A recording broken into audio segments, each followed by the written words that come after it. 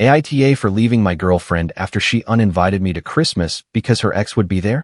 I am 27 and work in project management for a mid-sized company here in Ohio. I have lived in the same city since college because why leave when you have a decent job and your own place?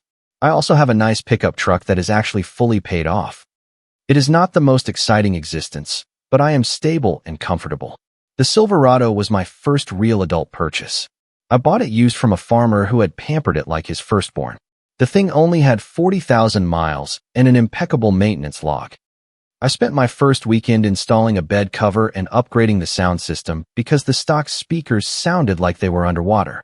After a series of relationships that crashed because apparently being too serious is worse than being an overgrown child, I had practically given up on dating. I was focusing on work, the gym, and restoring a 1987 Camaro I bought on Craigslist. Then my buddy Connor organized this barbecue in the summer of 2021, and I met Kelsey. This girl was everything I thought I wanted. She was an art teacher at the local elementary school with a laugh that could stop traffic. She wore summer dresses that fit her perfectly. We clicked immediately.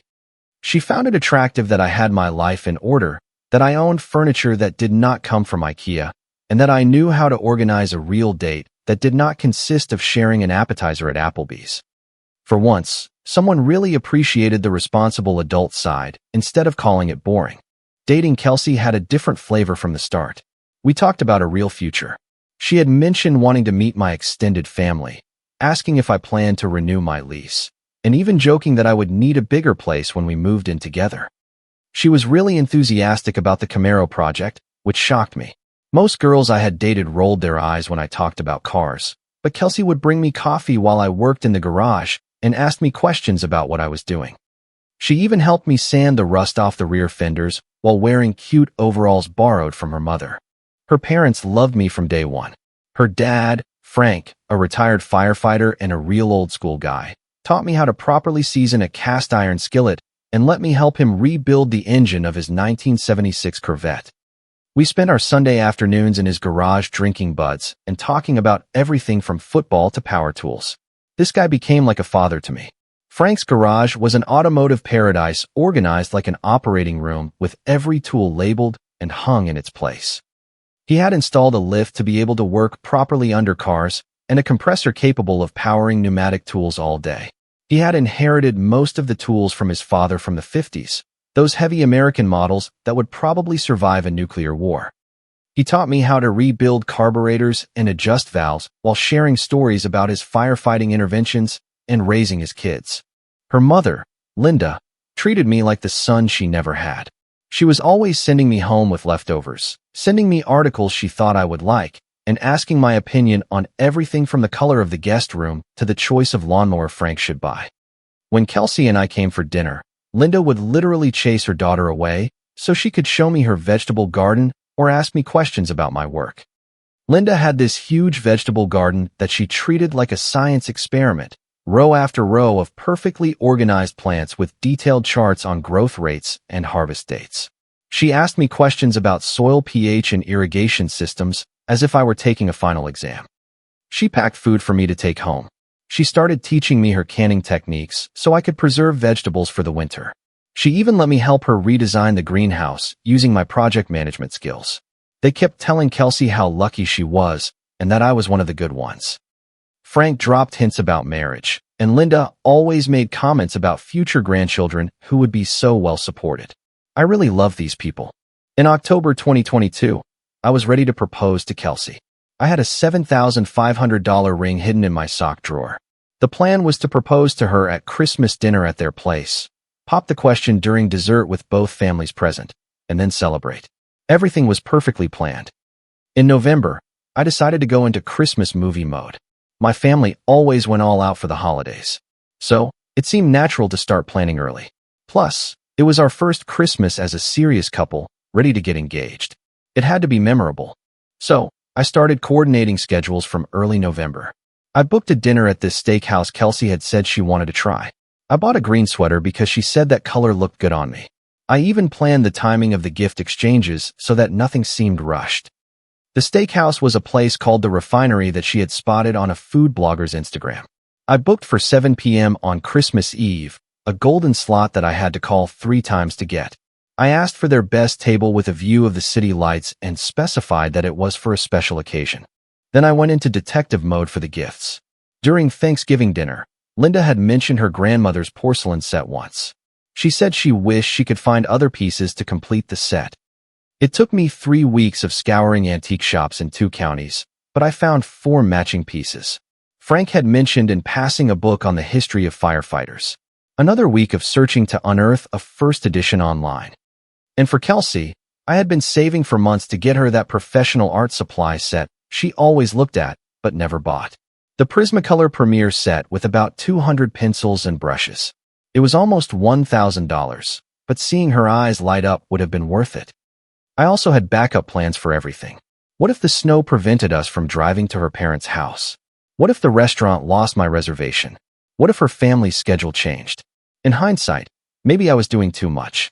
But that is how I show I care about someone. I pay attention to details. I remember things. I plan so that nothing goes wrong. Early December is when everything started to go off the rails. The first red flag arrived when I showed Kelsey the porcelain pieces I had found for her mother. I was really excited to have found these rare items, and I had arranged them on my table like a treasure hunter showing off his loot. She barely looked up from her phone. She just said, "Oh yeah, that's nice." It was as if I had shown her a grocery receipt instead of something I had spent weeks looking for. "Your mom is going to go crazy seeing this," I said, trying to get a reaction. "Uh-huh," she replied, still scrolling through Instagram. I let it slide. She said her job stressed her out with parent-teacher meetings and Christmas programs.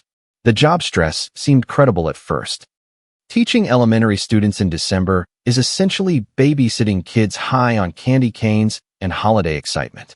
She would come to my place after work completely drained from helicopter parents and impossible deadlines for Christmas shows. I cooked dinner for her and let her vent about administrative paperwork while she graded papers at my kitchen table. I thought her phone obsession was just her way of decompressing.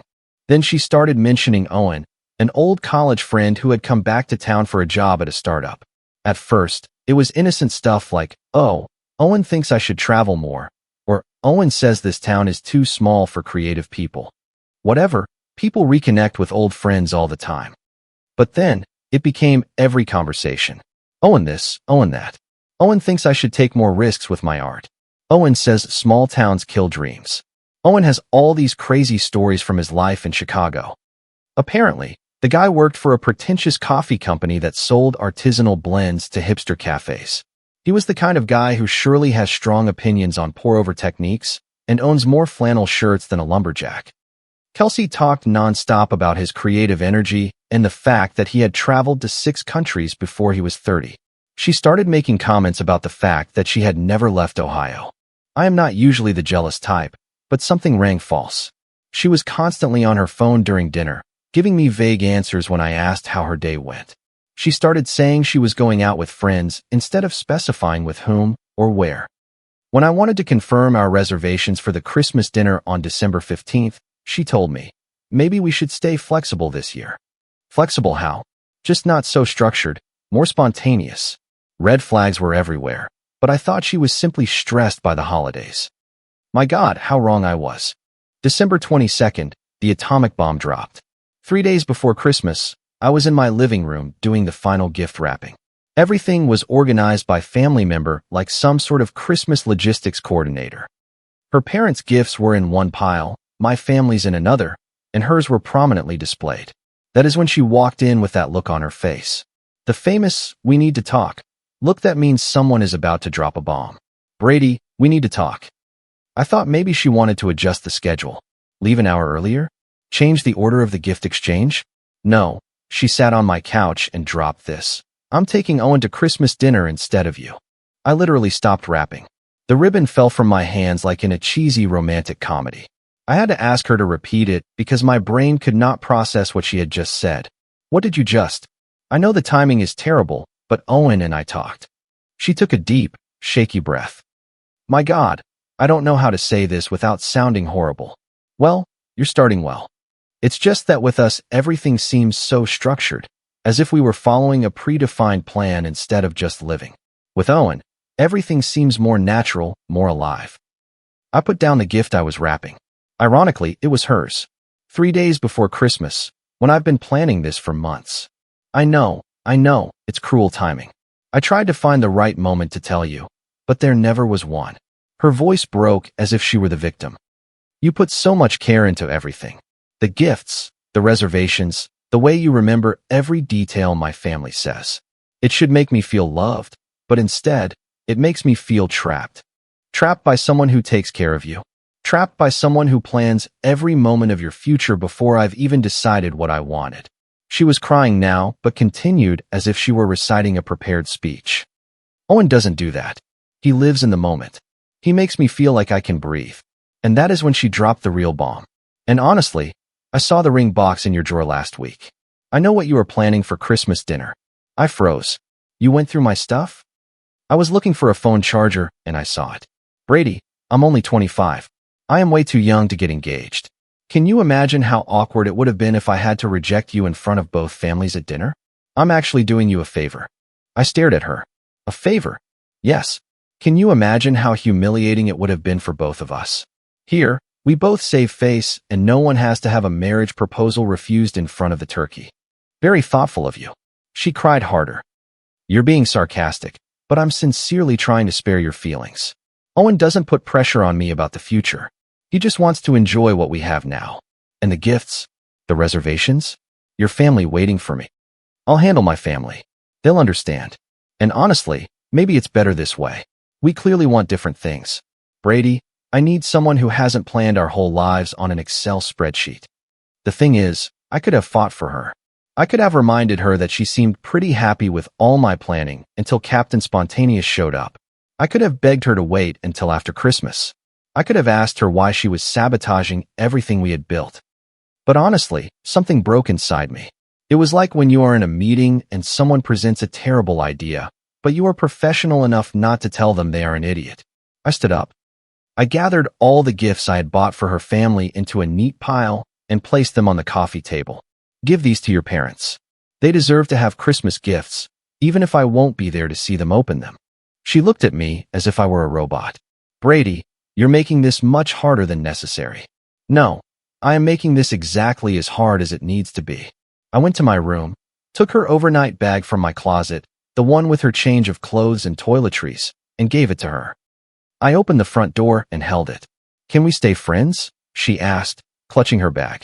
I simply looked at her. You made your choice, Kelsey. I'm not going to argue or help you feel better after dumping me. More tears. But not the I made a mistake kind. More like the this isn't how I planned for this to go kind. Well, welcome to the club. After she left, I sat staring into space for about 10 minutes before my brain rebooted. I called my best friend Malik and just said, I need to get out of here. Dude, what happened? You sound like someone just announced they're filming a new Matrix sequel. Kelsey dumped me. 3 days before Christmas. For Owen. Total silence. Wait, the college guy with the man bun who works for that pretentious coffee startup? Are you kidding me right now? 20 minutes later, I was at Malik's with a duffel bag. The guy had already set up his gaming config and a fridge full of Mountain Dew, as if he were setting up a breakup command center. Christmas at Malik's turned out better than expected. So wait, let me summarize, said Malik, launching Call of Duty. Princess Spontaneity couldn't handle dating a real adult, so she traded you for a Walmart version of Ryan Gosling. She said I was too structured, that I planned everything in advance. Yeah, God forbid we remember her birthday and don't live in our mom's basement eating Hot Pockets. Malik handed me a controller. Did you tell her about the ring? She found it in my drawer. She said she was doing me a favor by dumping me before I could propose. Malik paused the game and stared at me. Wait, is this a joke? Are you serious? Her exact words. Dude, I've heard some delusional crap in my life, but this belongs in the pantheon. He unpaused the game and immediately got shot by a 12-year-old. You know what this means? You just dodged a bullet the size of the Death Star. Imagine if you had actually married her, a girl who thinks being taken care of is a character flaw. Malik's apartment was a true bachelor museum. There was a huge 75-inch TV on the wall, gaming chairs that looked like race car seats, and enough consoles to equip a Best Buy. His kitchen had a microwave, a mini fridge, and a coffee maker. Because why complicate things? The guy had his priorities straight and zero shame about living like a big kid who pays his own bills. We spent Christmas Eve playing games and wolfing down pizza rolls while trash-talking random kids online. Every time I started overthinking the whole story, Malik would come out with a stupid remark about Kelsey or a joke that made me burst out laughing despite everything. "You know what's going to be hilarious?" he said around 2 a.m. while we were getting slaughtered in a battle royale. "She's going to spend Christmas explaining to her family why you were replaced by a guy whose greatest accomplishment is probably managing an Instagram account on juice cleanses." That really made me laugh. Her dad is going to hate him. Dude, Frank is going to eat him alive. That pretentious hipster. I give him 2 hours before he starts asking Owen for his 5-year career plan just to watch him sweat. Christmas morning, I woke up early out of habit.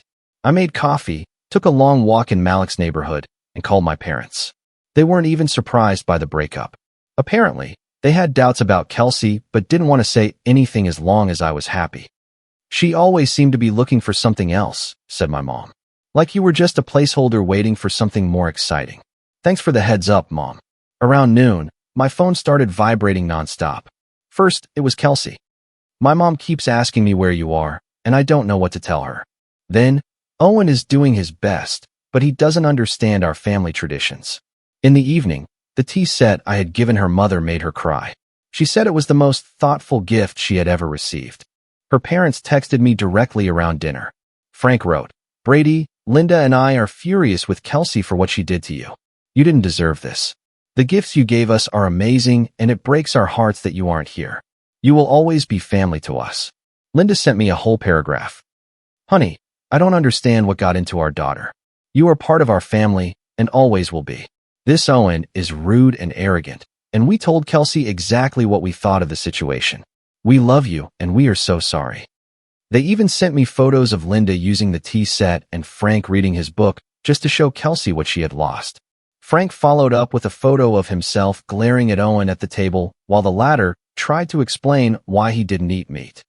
Apparently, Mr. Spontaneous was also Mr. Vegan, which went over about as well as you can imagine with a retired firefighter for whom a meal wasn't complete without at least 2 kinds of protein. The last message of the evening came from Kelsey again. "I think I made a mistake. Can we talk after the holidays, please?" I read everything. I started drafting replies. Deleted everything. I put my phone on airplane mode. She had made her choice, and I wasn't going to help her feel better about it. 2 weeks later, she called me on a Tuesday around 11 p.m. Her voice was hoarse and desperate as if she had been crying for hours. "Brady, we need to talk. Owen is gone. And that's it." "Okay. Is that all you have to say?" "What do you want me to say, Kelsey?" "He said he just wanted to have fun during the holidays and wasn't looking for anything serious. He's going back to Chicago." Her voice broke. "I threw everything away for someone who was just having fun. And aren't you being a little cruel?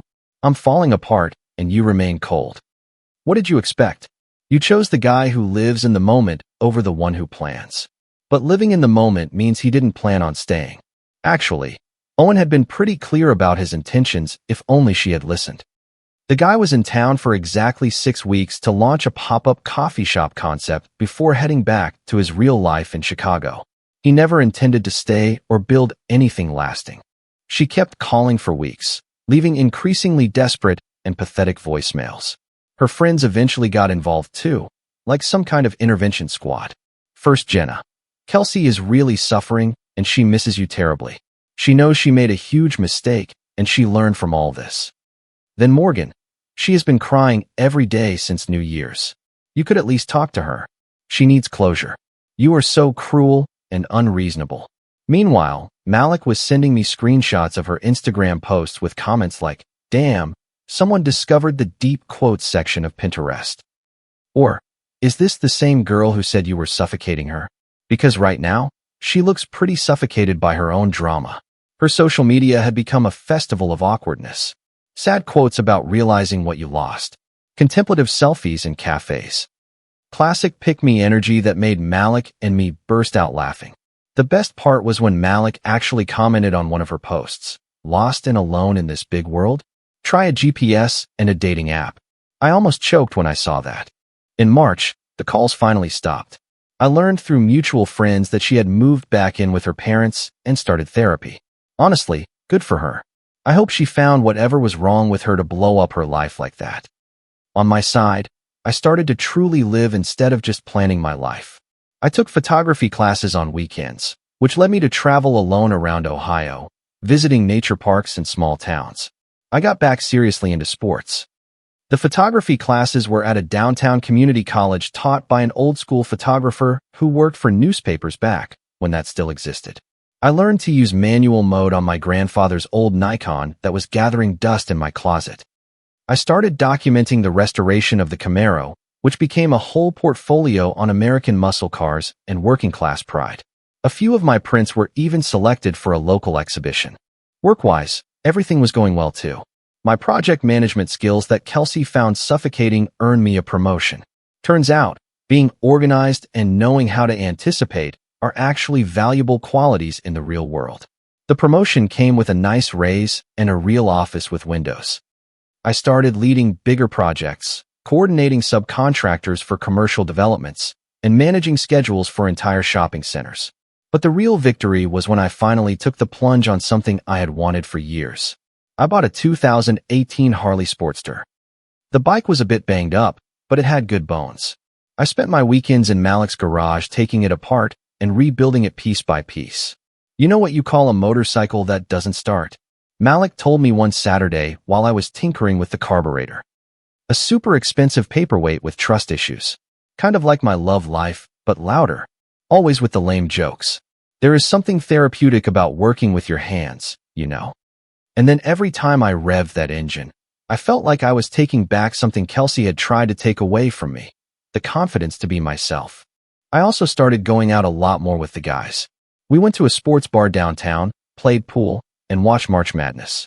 It felt good to be surrounded by people who didn't spend their time overanalyzing everything or dissecting my personality looking for flaws. That is where I met Haley through a hiking group I had joined. She was the exact opposite of Kelsey in everything that mattered. Where Kelsey was impulsive and unstable, Haley was thoughtful and balanced. Where Kelsey was always looking for the next adventure, Haley liked building something solid. Most importantly, she really appreciated the things about me that Kelsey found too much. I love the way you remember things, she told me when we were planning our third date. It makes me feel like I really matter to you. Haley was the type who chose her career to genuinely help people, not to chase some abstract creative fulfillment. She had grown up on a farm near Columbus, knew how to fix things when they broke, and understood the value of hard work and anticipation. She knew how to back up a truck, change a tire, and cook a real meal that didn't come from a box. And on top of that, she thought the Harley was awesome and wanted to learn how to ride. Our first Christmas together, she was really enthusiastic about doing things right. I want to meet your family, and I want you to meet mine, she told me while we were choosing a tree. My family always does everything at the last minute, and I've always wanted to see what it's like when someone really plans ahead. Are you sure?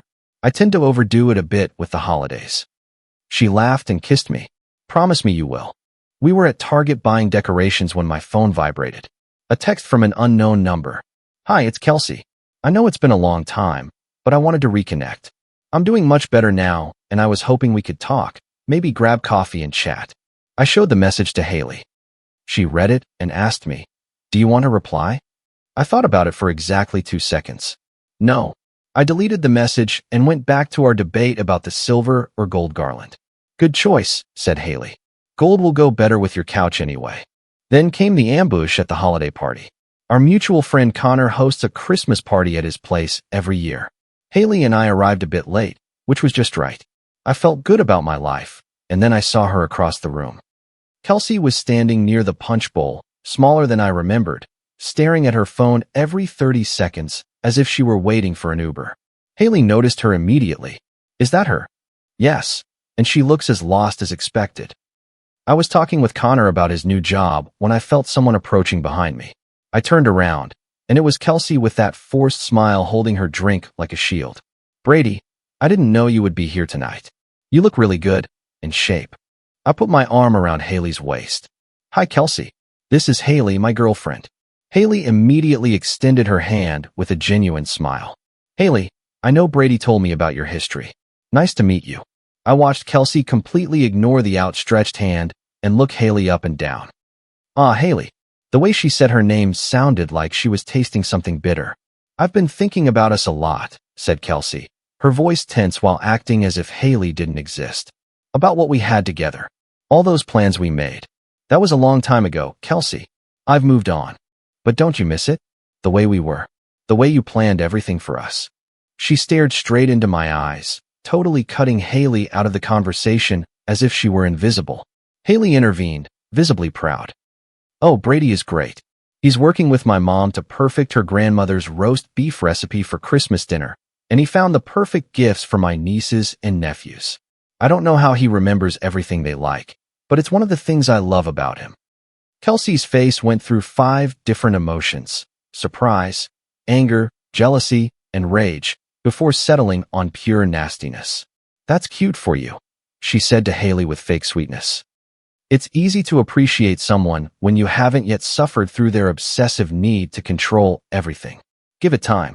"Excuse me," replied Haley, stepping forward. "Please," said Kelsey, completely losing her cool as she turned back to me. "Can we just talk in private? Without her?" "No," I cut her off. "Have a good evening, Kelsey. You're not serious? You're really going to choose her over what we had?" "I already did 13 months ago when you chose for me. But I know now that I made a mistake. I was young, scared, stupid." Her voice rose, becoming more desperate, and heads started to turn. "You can't replace me with some random girl." As Haley and I headed towards the exit, I turned around one last time.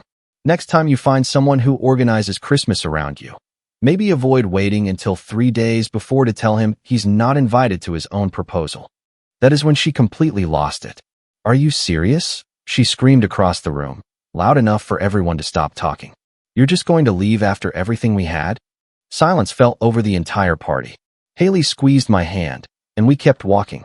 But Kelsey wasn't done. "She doesn't even know you like I know you.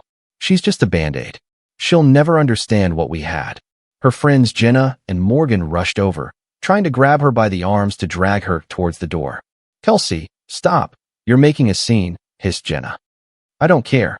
He's making a huge mistake, and everyone knows it." As they literally dragged her out, Morgan shot us a glare and said loud enough for half the party to hear, "Classy, Brady. Bringing a random girl just to hurt Kelsey. You definitely downgraded in case no one told you."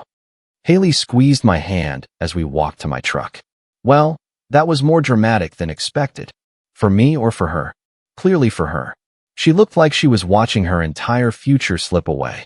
Maybe so, but that's not my problem anymore. The rest of the evening was great once the drama was cleared out. We made plans for New Year's Eve, talked about vacation destinations, and just enjoyed being together with someone who really wanted to be there. Fast forward to summer, and my life was honestly better than anything I could have imagined. The Harley restoration was finished. Malik and I had transformed that dented old Sportster into a magazine-worthy bike. Every Saturday, we rode through Ohio visiting small towns and dive bars, simply enjoying the freedom. "You know what's funny?" said Malik one weekend while we were having lunch in a town whose name I couldn't even pronounce. "A year ago, you were planning Christmas dinner with the crazy lady, and now you're living your life like in a Springsteen song." Character development, my friend. Haley had moved in with me around April, and it happened quite naturally. She cooked like she came out of a culinary school and really wanted to go to the gym with me. And the craziest thing, she never complained when I disappeared to tinker with the bike or hang out with the guys. She would just smile and say, "Have fun, honey." Then she would post a cute little story saying she loved seeing me in my element. Her Instagram was almost a shrine to our relationship, but in a good way. Photos of us hiking, me working on the Harley, or cooking together on weekends. She put captions like, "Watching this man follow his passions makes me fall in love all over again." Her friends commented on how lucky she was to have found someone who had his life together. That is when it started getting weird again. Turns out Kelsey had been spying on our social media from fake accounts. For months, Haley started receiving strange messages from profiles with no photos. Nothing directly threatening, just passive-aggressive stuff like, "Enjoy it while it lasts," or "Some people just steal other people's happiness instead of finding their own." The fake accounts were really amateur, created solely to watch us. One account even messaged Haley pretending to be concerned about my commitment issues and suggesting she asked me what really happened with my ex. Haley screenshotted everything and showed me, laughing at how pathetic it was. Then Kelsey crossed a line into real madness. She started coming to my workplace, just standing in the parking lot staring at the building like a rejected heroine from a rom-com. Security had to escort her off the premises twice. She even called my colleagues asking them to convince me that I was making a huge mistake. Our office building is full of cameras, so we had videos of her sitting in her car for hours watching the entrance. The security guards had eventually recognized her vehicle and called me every time she appeared. My boss asked me if I needed time off to handle a personal situation, which was frankly humiliating. Me trying to keep a professional image while my ex turned my job into a surveillance headquarters. She even tried to call Malik. Dude, your crazy ex called me last night. He told me while we were working on his car. She wanted me to convince you that Haley isn't the one for you and that you were making a terrible mistake. I told her the only mistake was her coming to spy at work like a low-budget stalker. What exactly did she say? Oh, the usual crazy stuff. That Haley didn't really know you, that you were just rebounding, that you would realize your mistake once the honeymoon phase was over. He smiled. So I told her that at least Haley didn't need a restraining order to understand boundaries. The point of no return was crossed when she started harassing Haley online. She used her fake Instagram accounts to comment on our engagement photos, calling Haley a placeholder or rebound relationship. Her sidekicks Jenna and Morgan got in on it too, posting crying laughing emojis and comments like, "It won't last," like a bunch of middle schoolers. Then Kelsey started leaving gifts on my porch. It was pathetic. White roses with little notes like, "In memory of what we had," or "Some loves never die." At that point, Haley was starting to get really scared. And honestly, so was I. It was time to call a lawyer. We got a restraining order forbidding her from coming within 500 feet of me, Haley, my house, my work, and any place we could reasonably be found. I thought it would be over. I was wrong. On a Friday night in late February 2024, we were all at my place, Haley, Malik, and I, in the middle of an epic Mario Kart tournament. Haley was crushing us and throwing insults like she was born for the sport. Then we heard violent banging on my front door. "Brady, I know you're in there." Kelsey, completely drunk judging by the tone of her voice. "Haley isn't better than me. You're making the biggest mistake of your life." I reached for my phone to call the cops when Malik grabbed my intercom. "Wait, let me handle this. I've been waiting for this moment forever." He pressed the button. "Yo, Kelsey, it's Malik. Remember me? Your ex's best buddy, the one who warned you from the start. Malik, get Brady out here right now." "Nah, Brady is busy being happy. But thanks for proving my point. You are completely deranged. I won't leave until he talks to me." "Cool. The cops will be here in 5 minutes, so you better practice your cardio. Unless orange jumpsuits are your thing." Haley was filming the whole scene both to have evidence, and because Malik's roast was downright legendary. "Oh, and Kelsey," continued Malik, savoring his moment. "Next time you feel like drunk dialing at midnight, order a pizza instead. At least then someone will agree to deliver to your address." When the police arrived, she was sitting on my steps crying, mumbling incoherently that she just wanted to talk and explain everything. They arrested her for violating a restraining order, public intoxication, and disturbing the peace. As they were putting her in the patrol car, she was screaming that Haley had stolen her life and that I had changed. All the neighbors were outside watching this disaster as if it were a street show. Malik looked at us and said, "Well, that was loud. Anyone want pizza?" I never heard from her after that night. I learned through acquaintances that she had moved to Portland to start fresh. I hope she found a way to fix what was broken in her instead of thinking that destroying other people's happiness would fix hers. Haley and I are getting married this summer. I proposed to her with the same ring I had bought for Kelsey, but this time for someone who really deserved it. Malik will be my best man, and his speech will probably include a 5-minute roast on my questionable taste in ex-girlfriends that will make the whole wedding burst out laughing. My restored Harley will be our getaway vehicle. Haley in a wedding dress sitting behind me on the bike will probably be the coolest moment of my entire existence. Sometimes the best revenge isn't revenge at all. It's just living well and finding someone who truly appreciates who you are. Comment. Sometimes the hardest thing to do is walk away when you feel like you are losing everything. Instead, remember that your value isn't defined by someone else's inability to see it. Rather than fighting for a place in a life where you are no longer welcome, Choose the dignity of silence. Pour that energy back into yourself, your passions, and the people who truly show up for you. Healing isn't about proving the other person wrong, but about proving to yourself that you will be okay no matter what. When you clear away the chaos and stop chasing closure from people who hurt you, you make room for something genuine. True happiness never comes from comparison or from trying to destroy someone else's peace. Living a full, healthy life is the only response that truly matters in the end. Trust that better things are coming when you finally let go of what weighs you down. Stay strong and keep building a life that makes you proud. If you like the stories, don't forget to leave a comment and support the channel by subscribing. See you in the upcoming stories.